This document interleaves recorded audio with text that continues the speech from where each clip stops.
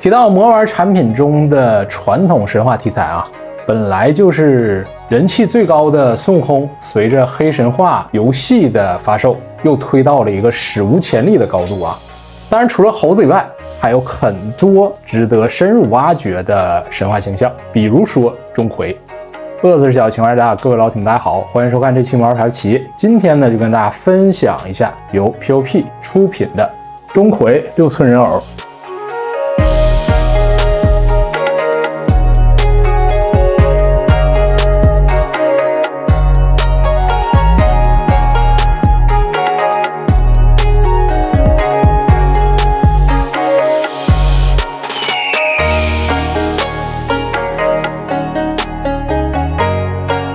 10月1号 WF 的时候啊，这款产品其实已经有展出，我相信去过的朋友们应该也有看到啊。今天带到家里跟大家做一个上手的直观分享。拿在手中，整个产品其实还是很小巧的。第一观感呢，我觉得它是一个很具有传统形象，就是完全符合我印象中，尤其是画作中对于钟馗比较写意的那样一个造型啊，就是它的须发会非常的浓密，凶神恶煞。这种红色的官袍以及大腹便便的一个状态的这个鲜红的布料，其实做的足够轻薄，也通过用了周边这种铁丝的形式，方便你做出一个仙气飘飘啊，或者衣摆飘荡的那种造型。中间部分这个大肚子啊，你捏一捏的话，其实能发现它是硬硬的啊，而直接在素体上就做出了一个这种大肚子的状态。所以在这个衣服绷紧之后，这个肚子会显得非常的圆润和突出，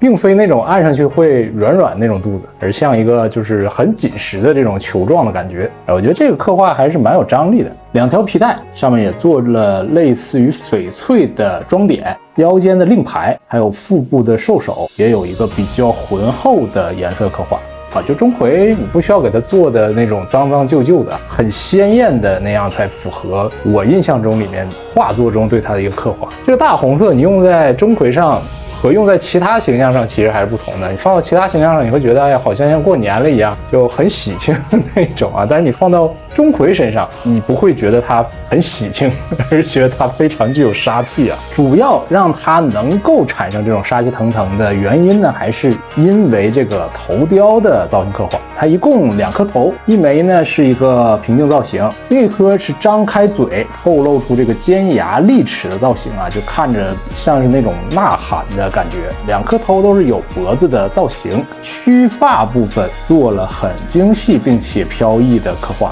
飞上去飘荡起来，弯弯绕绕的，有点像那种海藻一样啊，就好像进入了一个反重力的那种。还是像我说的啊，就传统画作中经常会做出来一些描写和刻画，能脑补出来它是飘荡飘动的那种向上去牵引的一个状态，也不失灵动，就飘起来就真的像那种神仙一样的一个造型。面部的皮肤呢做了很重的褶皱，尤其这个眉头部分、眉心部分也能看到用这个红色的涂装做了一个点缀。除了外观的设计啊，它这2颗小的头雕也搭配了可动眼。调整的这个设计呢，其实也做的比较讨巧。我的第一反应啊，是从后脑啊或者从下面去找，但它实际是把上面这个判官帽掰下来，一个磁吸的结构，从上向下面去抛这个可动眼的啊，这是我第一次尝试的。整个头雕内部空间不大，用镊子调整的话，手感会更好。我比较喜欢让它这个还是眼白露的多一点，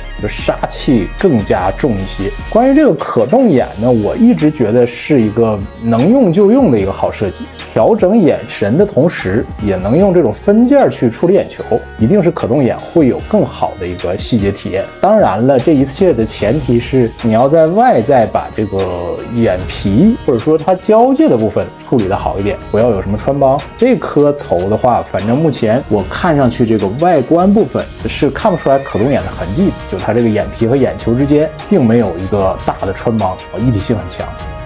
然后除了头部以外，手型手臂的肤色和面部一样，做了一个偏深一点、黑一点的那种刻画。手型一共是6对，能看到比较粗糙粗犷的一个设计。手臂也能看到做出了很重的这种很毛草的汗毛啊，粗犷的造型啊。当然提到这种6寸的玩具就一定要讲讲它这个可动部分啊，因为它是一个特体的身材吧，可以这么说。要维持这个巨大的腹部的话，可动部分肯定会受到影响，比较基础的可动。头部的话，也因为这个胡须的干涉啊，不会有特别大的空间。手臂这个部分就还好啊，平举包括曲肘。它这个肩部的话，这里面你看着比较厚实，其实是它做了填充。腰身部分就没有什么太多的空间了啊，因为它做了一个这个比较硬的大腹偏边的造型嘛，还是要依赖下肢去摆出更大的造型。脚踝靴子的话，双段的结构，接地也都没有问题啊。这里在它脚底的话，其实是有磁吸的应用的。豪华版本会附带一个比较大、比较重的场景地台，你直接吸附在上面就 OK。既然讲到地台啊，直接说这个部分除了是一个场景以外，其实它的玩法也是比较丰富的。首先，它围绕这个石凳吧，前后两侧其实你可以对应不同方向去展示。翻过来这有一个骷髅堆，实际是一个磁吸结构啊，可以把它拿起来。安装上一个软管的支架，与人偶连接的部分啊，用了磁吸的结构。这个说实话是我头一次体验到的，就不是用那种夹子去夹在它的腰上。这个吸附的力道比我想象中的要大啊，摆一些腾空或者说有点倾斜的这个造型都没问题，挺好的啊。这不像那种夹子一样能看到两边这个穿帮的。这一侧呢也有一个小的骷髅，拿起来的话能看到下面有个洞洞。这里通过一个透明的棍子可以插入一个飞在半空的蝙蝠。钟馗和这个蝙蝠也算是一个固定搭配啊，在很多画作里都有相似的设计。当然，除了这个大的地台以外啊，它有一个单人的这种小的负当支架，当然这个就相对没有那么多看点。其他配件简单看啊，首先是一个折扇。可以放在手中，对于面部做一点遮挡。